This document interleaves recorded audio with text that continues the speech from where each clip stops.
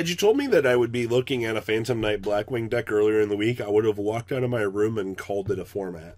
But you've got strange things happening this format. You've got Egyptian God cards seeing play in danger decks. You got Lunalights winning YCSs. And now you've got Orcust being played in Blackwings. What is going on out here? So, what is up, guys? We're going to be covering a regional deck profile from Bolivia. I believe that this list got 5th place. Now, disclaimer here. Alright, I don't know the full set of combos for this deck, but I do know that typically when you see Mermaid Resolve, you're probably going to be in a shitty position because it's just kind of how it goes. Now, depending on how many rounds this tournament was, the fact that this deck is also just kind of as a thought turbo in its own right. I mean, okay, so the Blackwing engine is consistent at doing what it does. It does have enough fodder to continuously spam out level 4 monsters. I mean, special summoning Chris, special summoning Bora. Yeah, pretty cute. I mean, you get full access to it, and then to top things off, I mean, you also get Blackwing Full Armor Master on the side. Like, what's your opponent going to do? Kaiju you? What's your best board you can end on? Can you end on Rusty plus Azathoth plus this guy? Because, like, if that's an ending board, I'm actually kind of scared what this deck can do. Now, this is just kind of a mismatch of engines kind of coming together in the best way possible. And I'm also curious to know how this out of nowhere, one evenly matched, there are no extra copies down here in the side deck that Nope, there's no extra copies of evenly matched down there. That's interesting. I'm intrigued to know how this actually resolved for him. I assume that this came up. It was either enough to make him want to play this or not. Like, I'm not exactly sure what his game plan is, because I'll be damned, there ain't no hand traps in the main deck, so I assume we're just going first and kind of trying to win the game. And if that doesn't happen, well, yikes. So, that's an interesting... I assume that we're trying to go first, and if we don't go first, like, we just cry ourselves to sleep. But you would think there would be more hand traps here, right? We're also main decking the one evenly. Maybe comment section, please, inform me if this deck is supposed to go first or second. But I look at the combo ability here, I'm like, maybe you can do either things. Outside of that, this deck is very much as a thought turbo. This is going to be your centralized win con. The fact that we started this format off so deeply with the fact that we thought that this and Kali King Yugioh were going to be dominant forces, and they kind of just took a back seat for a little while, which is kind of interesting. It's kind of cool to see what kind of pressure Salaman Great put on the format to kind of steer us away from these massive negates. But I mean, unclassified effects that cannot be negated, except by pre-existing conditions, because you can't Veiler this guy. For those of you that didn't know that, that's why Azathoth's so good. He just activates, or he actually doesn't even cause a chain. He's just like, I do my thing. Thanks, Caster. Thanks, Pollux. I really love you guys for what conditions you put on the game. Also, once again, thanks for making Time Thief Redoer and making this so much easier. It's like you just gave us the right amount of cupcakes right before the party that you knew that we probably were going to be content with what we were going to do. Just so happens that we decided to, I can have my cake and eat it too? Well, fuck me! So, really, when the new Archetype TCG exclusive becomes the best card to fuel Azathoth, definitely a great time to be alive out here for players like this. So let's go ahead and dig on into this very interesting Blackwing deck. So we have 2 copies of Oster the Southwind. So this is going to be the card that you're going to end up using with Sahaya, because Sahaya does banish. So basically, cannot be special summon. When this card is normal summon, you get to target a level 4 lower Blackwing monster and special summon it in face of defense mode. Then of course you can banish this, do some cute things with wedge counters. We don't really care too much about that. 2 copies of our boy Blizzard on normal summon, revive level 4 Blackwing from your graveyard. This actually is pretty good in the current. Let's see here. We also have triple copies of Bora.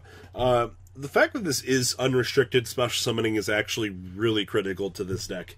Being able to set up multiples of these and then get to the rank up magic, is kind of what you want to do. 2 copies of Gale, additional special summoning, halving the opponent's monsters, OTKing your opponent. This card just kind of does everything for you. Now, we do have one copy of Gladius the Midnight Sun. The only monster you control is one Blackwing other than Gladius. You can special summon this card from your hand. And then, of course, it can't be destroyed by battle. Another special summon extender. One copy of Harmattan the Dust. Control Blackwing other than Harmattan, special summon this card. And then, when this card is normal special targeted Blackwing you control, increase this card's level by that monster. So, free synchro summons. We have triple copies of Chris the Crack of Dawn. So one thing I hate about this is you can only special summon one of him once per turn. They learned to put their special summoning clauses on these cards, but still another extender for the deck that it actually needs. One copy of Orochi, another special summon extender. Triple copies of Simoon the Poison Wind. So this is going to be the card that makes the world go around. Literally, the fact that you Black Whirlwind, resolve, normal summon Simone, get your search off of this. I understand why they had to make this guy 1600. But I mean, you can go search for this. It's a really cute combo. We have triple copies of Steam the Cloak. Token Generation, ladies and gentlemen. And the fact that he can special summon himself from the graveyard, like... And he's a tuner. But I mean, the tuner aspect doesn't come up about as much as you would think. And then, of course, we have one copy of Zephyros. Now, this is where it gets interesting. We have the Orcust engine in here, which actually kind of makes this deck extend in OTK. So we have one copy of Signball Skeleton, one copy of the Harp Horror, two copies of the Orcust Nightmare. This is going to be the thing that's going to actually make the OTKs possible. One copy of Silent Boots for Mr. Rusty Tin Can over here.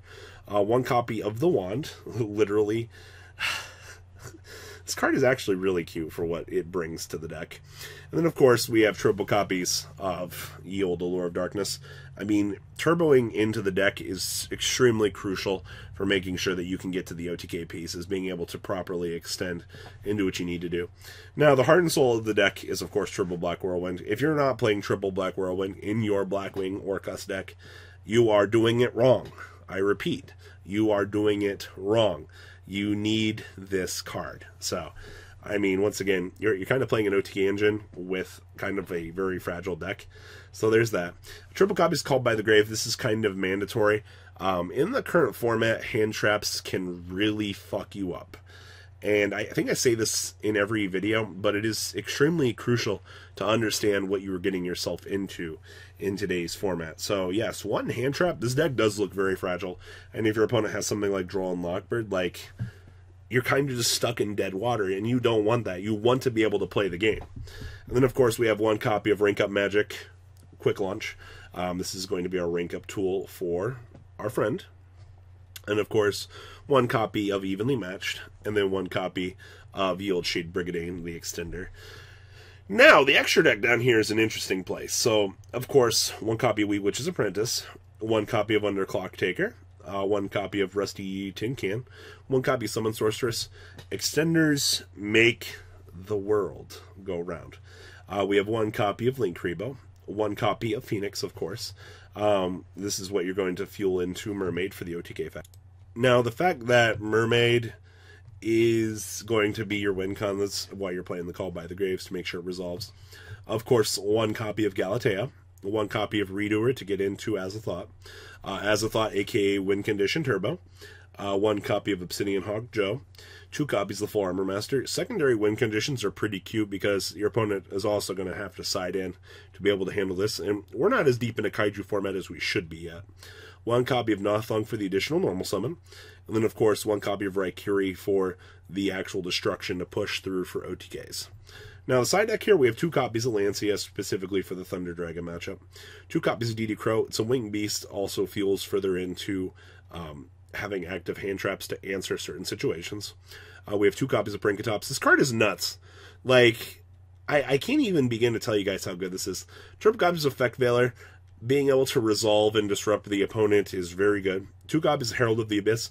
This is actually a pretty decent board clear right now, actually. 1,500 is kind of nothing to really pay. One copy of Dimension Barrier. I kind of feel this guy didn't know what he wanted to be siding for. I mean, overall, it's not a bad call for Fusion.